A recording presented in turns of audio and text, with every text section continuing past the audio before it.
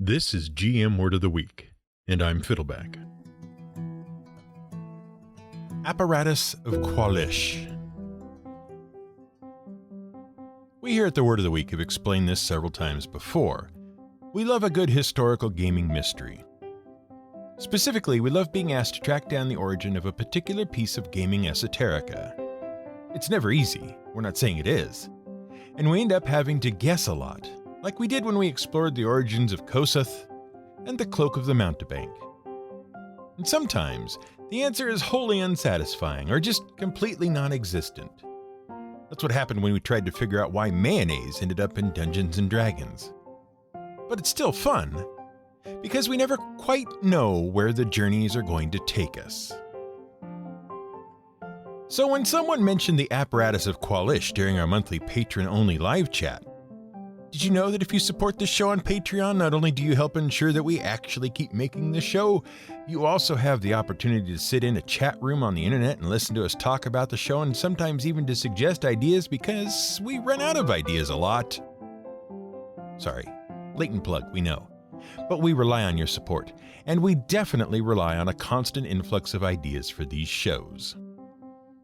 Anyway, we've talked about the Apparatus of Kwalish before in our Legs episode. But it had to share space with Baba Yaga, and we weren't entirely comfortable with that. So when someone mentioned the Apparatus of Kwalish during our monthly patron-only live chat, we knew we'd have to do our best to run that one down again. It raises so many questions. Why is there a robot lobster in Dungeons & Dragons?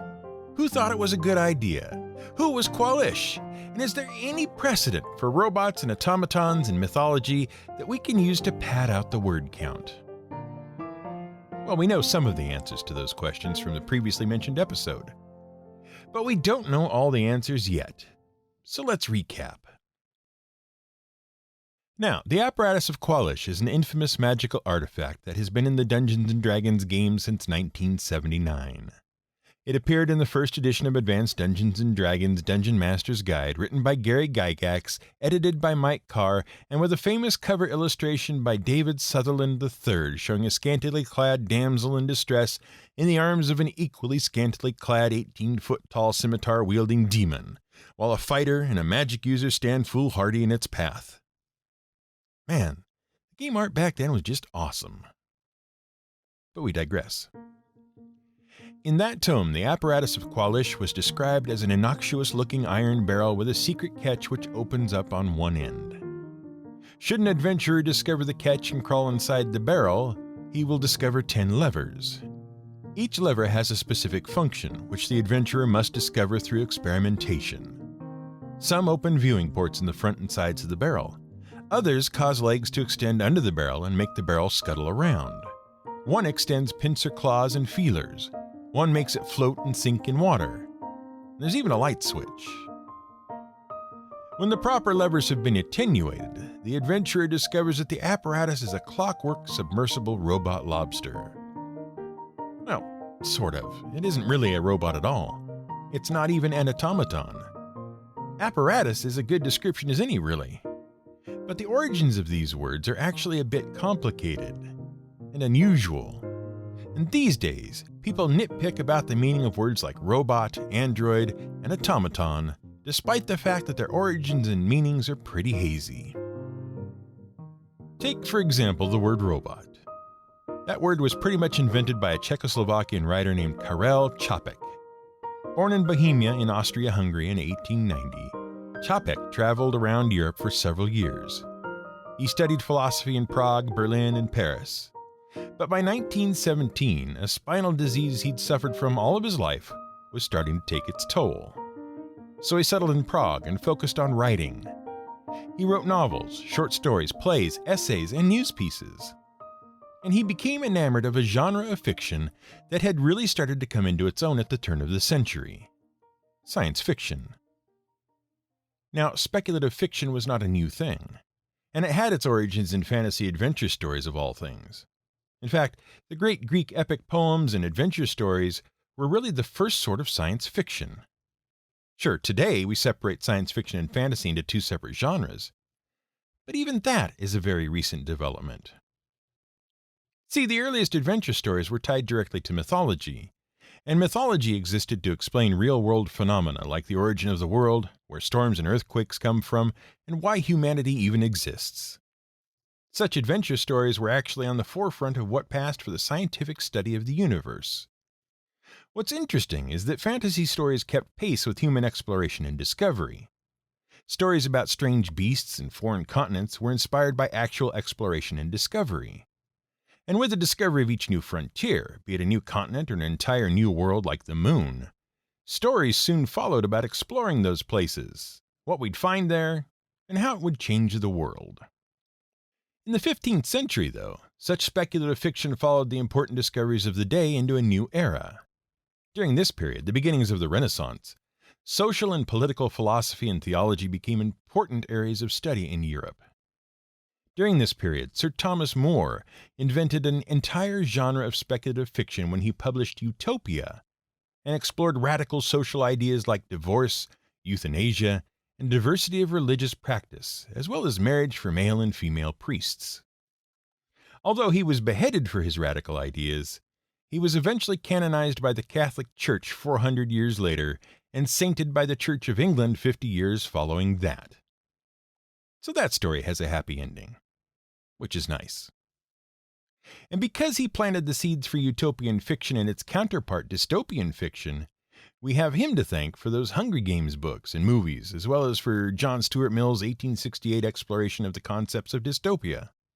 And Mill's stuff is almost as good as the stories of catnip Hunger Games. Science fiction as we know it today wasn't truly born until 1818. In that year, Mary Wollstonecraft Shelley, a teenager, laid down the real foundation for the modern genre while participating in a challenge with a number of poets and writers to write a horror story one dark and stormy night. Shelley's story, Frankenstein or the Modern Prometheus, stripped her fantastic story of all fantasy elements. She set the story in real locations, caked it all in scientific dressings, and basically invented the classic real world but with one little thing altered foundation for science fiction. And her story was based on the real experiments of a real crazy person, Luigi Galvani. Luigi Galvani was a lecturer and scientist at the University of Bologna. He'd been working in obstetrics at the time, but he'd also been experimenting with how eyes and ears worked. This was before scientists specialized in things, you see. And Galvani tended to drift from subject to subject. During a chance incident in a lab, so the story goes, an electrode came in contact with the leg of a dead frog Galvani had been experimenting on. The frog's leg twitched, and Galvani got excited. From that point on, the subject of his research became trying to reanimate the dead. See, Galvani was convinced the twitch was caused by some sort of vital fluid that flowed throughout living things that reacted to electricity. After a thing died, the fluid would dissipate. But he theorized that if you could shock the lingering fluid enough soon enough after death, the thing would come back to life. Now, another scientist, Alessandro Volta, from whose name we get the unit of electrical potential known as the volt, suggested that maybe muscles and bodies just work on electricity. But Galvani knew that was crazy. There was no electricity in living things. There was magic fluid that was excited by electricity that caused life. Electrical signals in living things? Bah! Unfortunately, Galvani never managed to bring a frog back to life. But he did document his research, and eventually he even had a physiological phenomenon named after him, the galvanic skin response. Basically, that refers to changes in the skin's resistance to electricity based on physiological responses, and it's one of the things measured by modern polygraph machines. But that wasn't Galvani's only legacy. He also had a nephew who was legitimately a mad scientist. Giovanni Aldini knew that he could use his uncle's research to bring the dead back to life. Not just dead frogs. No, he was going to bring a dead person back to life. Now, Aldini had been obsessed with electrocuting the dead for years. He'd shock sheep, cows, cats, anything really. and he loved to do it for an audience. Man, did he ever get a response when he made sheep's eyes open and their heads convulse and their tongues flail and... Well, we're going to leave out some of the really unpleasant things he did. He shocked every part of the corpse for audiences. But what he really wanted was a human corpse. The trouble was, corpses for scientific experiment were pretty limited. And Aldini was... Well, he was not the sort of person any legitimate scientific authority would trust with a rare and valuable scientific human corpse. You can sort of see where the authorities might be put off by a man screaming that he can bring back the dead with the power of lightning and then sticking electrodes into a cow's unmentionables while a crowd gasps and cheers. The other problem was that the primary source of scientific cadavers was the execution of criminals. And in Italy, they were still beheading criminals. So Aldini traveled to England, where they hung their criminals. That leaves a nice, intact dead person. And he got a hold of a body eventually. George Foster. He had been convicted of murdering his wife and child, and he was hung on January 17, 1803. And Aldini, who had convinced the Royal College of Surgeons to let him try to bring back the dead murderer with electricity, hooked Foster's corpse up to his machines. And that corpse did one heck of a jig for the gathered surgeons and officials.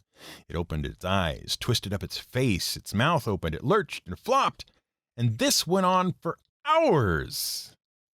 At one point, the corpse's diaphragm spasmed and it seemed to take a breath.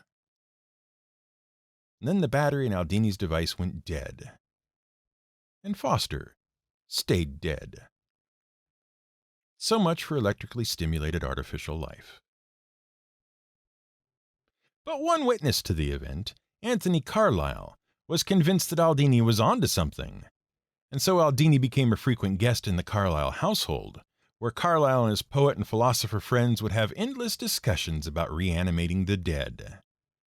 Meanwhile, the household's children, including one Mary Wollstonecraft Shelley, would hide behind the couches and listen. And thus, science fiction was born. Of course, it wouldn't be called that for many years. See, the word science didn't exist. That's also why Aldini and his uncle weren't called scientists. They were generally called euphemistic things like natural philosophers. But Master William Whewell of Trinity College decided a new, better term was needed for people who studied science. That was in 1834, and he settled on scientist. It comes, by the way, from the Latin scientia, which means to know. In 1851, author William Wilson coined the phrase science fiction. But we digress. The point was, in 1920, Karel Čapek wrote a play about a scientist who figures out a way to create artificial people. They're like humans in most respects, but more precise and reliable. At first, they were created as servants, but eventually they came to dominate the human race and threatened it with extinction. And he needed a name for his servants, which, by the way, were not mechanical. They were mostly biological. They were, in fact, very human. Ultimately, Čapek's brother, Joseph, a painter who'd illustrated some of Čapek's books, suggested a word based on a Czech word for forced labor, robot. And thus, the play Rossum's Universal Robots gave the world the term robot. But robots, or rather artificial creations that can move or act on their own, aren't new ideas. Even then, in 1920 in the Czech version of Terminator, they weren't new. They were actually really old. Really old. Way, way back, the ancient Greeks told stories about the Automata of Hephaestus. Now, Hephaestus is a pretty well-known name in Greek mythology. He's sort of a second-tier god. He's the one you talk about after you talk about the big names like Zeus and Athena and Ares. And Homer, in his early science fiction stories, the Iliad and the Odyssey, talked about his origin. He was the son of Zeus and Hera. Yes, he was an actual, legitimate son of Zeus and his actual wife. Fancy that. The trouble was, he was born crippled and deformed, so Hera threw him from Mount Olympus and into the ocean. And while we admit that Zeus was kind of a jerk in their marriage, this sort of shows that Hera was pretty monstrous too. The two of them deserved each other. Anyway, Hephaestus was rescued by a sea nymph, Thetis, and a titan, Ionome, and they raised him on the island of Lemnos, and he became a master craftsman, and the gods were so impressed by the amazing weapons and armor and shields and lightning bolts he made at his forge that they invited him to live on Mount Olympus as the god of metalwork, smithing, craftsmanship, and volcanoes. They threw volcanoes in, we guess, because they're kind of like forges. Anyway, Hephaestus was such an amazing craftsman that he could make things that would move on their own, and these things were called automata, or self-movers. The most famous was Talos, a giant brass statue filled with burning oil. Talos protected the island of Crete by hugging his victims against his burning body. His only weakness was a bit of living sinew and flesh near his right ankle. Hephaestus probably got the idea of a single vital weakness located in the back of the ankle from Achilles. It had worked out great for him, right? Anyway, Talos was eventually destroyed when the hero Jason and his crew of Argonauts landed on the island and Medea helped them attack the weak point for massive damage. Or, alternatively, when Jason spotted a stopper that plugged into Talos' ankle, unscrewed it, and all the magical hot oil drained out and left Talos inanimate. At least that's the version we saw in the classic 1963 adventure film Jason and the Argonauts, directed by John Chaffee, or as we call it, the Harryhausen film. Now, if you don't know who Raymond Frederick Harryhausen was, then shame on you, fellow gamer.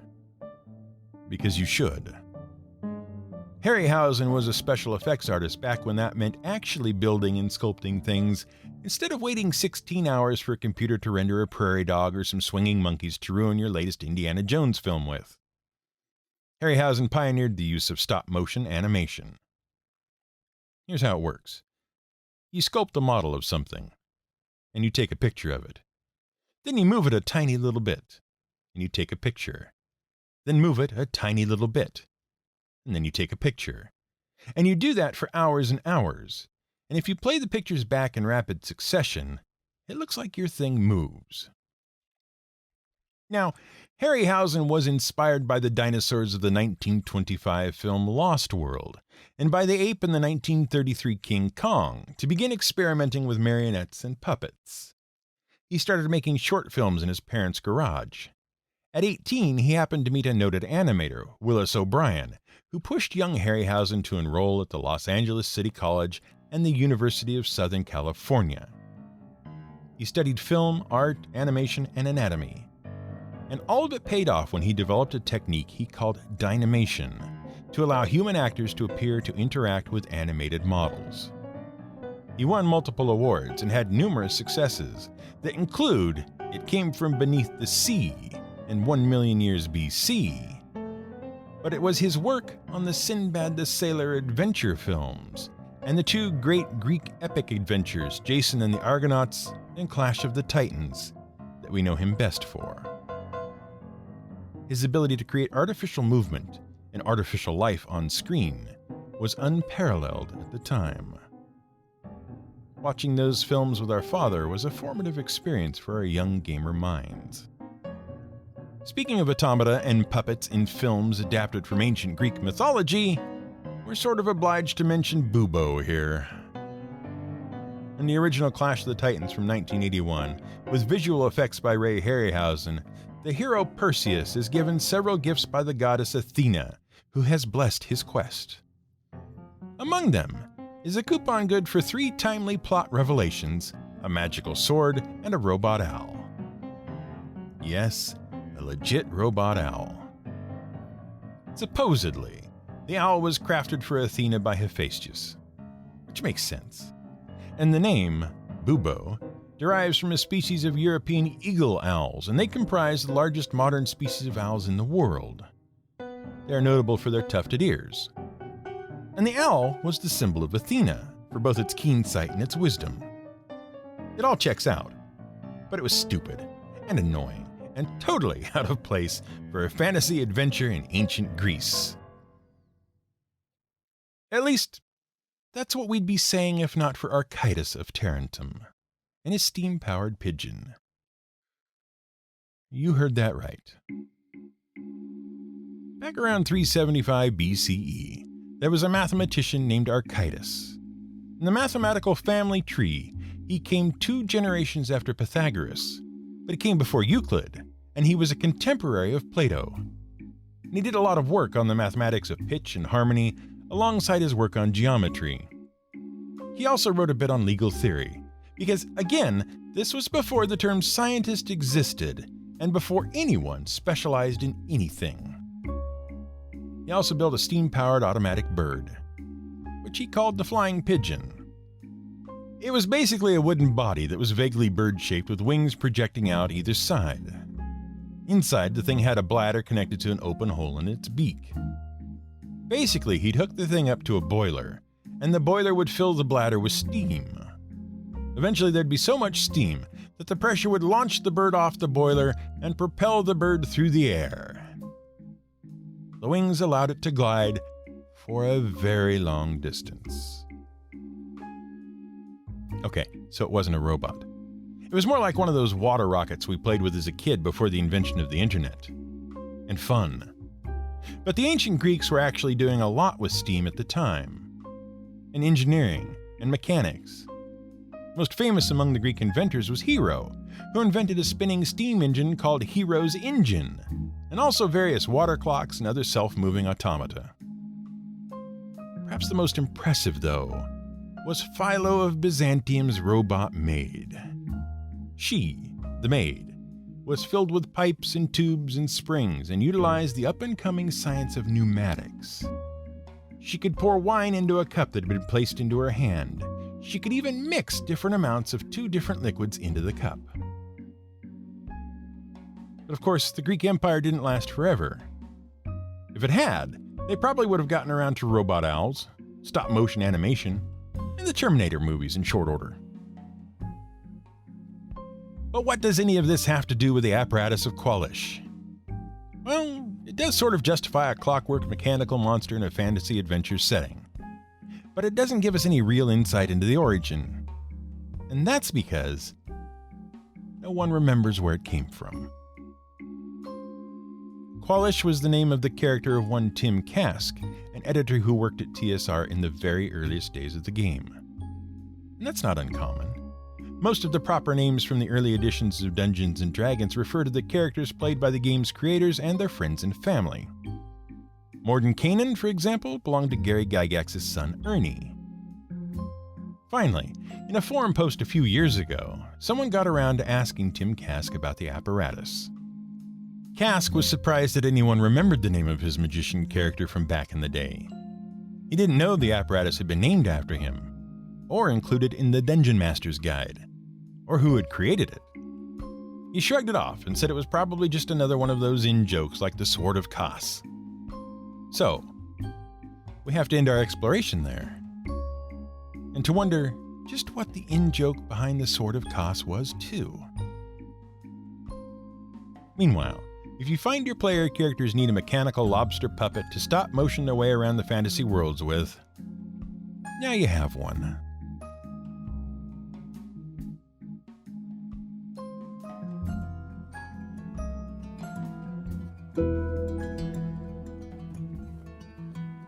This has been GM Word of the Week. It's written and researched by The Angry GM and produced by me, Fiddleback. You can support us on Patreon at patreon.com/GM Word of the Week. You can find more at gmwordoftheweek.com and theangrygm.com.